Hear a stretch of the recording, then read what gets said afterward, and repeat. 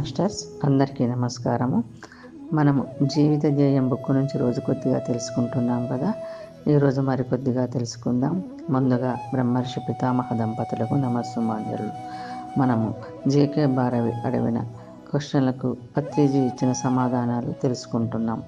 ఈరోజు మరికొన్ని ప్రశ్నలకు సమాధానాలు తెలుసుకుందాం. జేకే, మీరు ఈ ధ్యాన ప్రచారం చాలా సంవత్సరాల క్రితం నుండే చేస్తున్నారు కదా. అప్పుడు మరి మీ కుటుంబ సభ్యుల నుంచి మీకు పత్రిజీ, కొంతమంది కుటుంబ సభ్యులు అప్పటికి ఇప్పటికీ విరుద్ధంగానే ఉన్నారు. కొంతమంది అప్పటికి ఇప్పటికీ పోల్చుకుంటే కొంచెం సుముఖంగానే ఉన్నారు.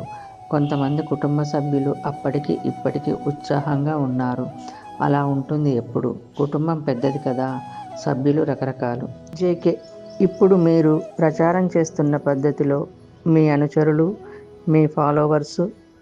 పత్రిజీ, నాకు ఎవ్వరూ ఫాలోవర్స్ లేరు. నాకు మిత్రులు ఉన్నారు. జేకే, మిత్రులు శిష్యులు కూడా ఉన్నారు. పత్రిజీ, మిత్రులే, నాతో పాటు కలిసి చేసేవాళ్ళంతా నా ఫ్రెండ్స్ అంతే. జేకే, ఇక్కడ అద్భుతమైనటువంటి ఒక గొప్ప దృష్టి ఇక్కడ వచ్చిందండి మీ మీద. నేను చాలాసార్లు విన్నాను, ఎవరు నన్ను గురువుగారు అనకండి అని అంటారట. మీరు గురువుగారు అనకపోతే ఎలా మరి? మీ ముఖంలోని తేజస్సును చూడగానే దండం పెట్టాలనిపిస్తుంది. మీరేమో తిడతారట అసలు.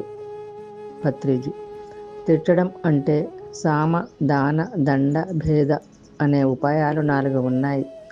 సామం కన్నా గొప్ప ఉపాయం దానం, దానం కన్నా గొప్ప ఉపాయం తిట్టు అంటే దండనం, దానికన్నా గొప్ప ఉపాయం విషయం కొన్ని రోజులు దూరంగా ఉంచడం.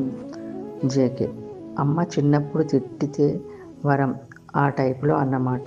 పత్రిజీ, కేవలం ఒక ఉపాయం అది. జేకే, అసలు గురువు అంటే ఎవరు?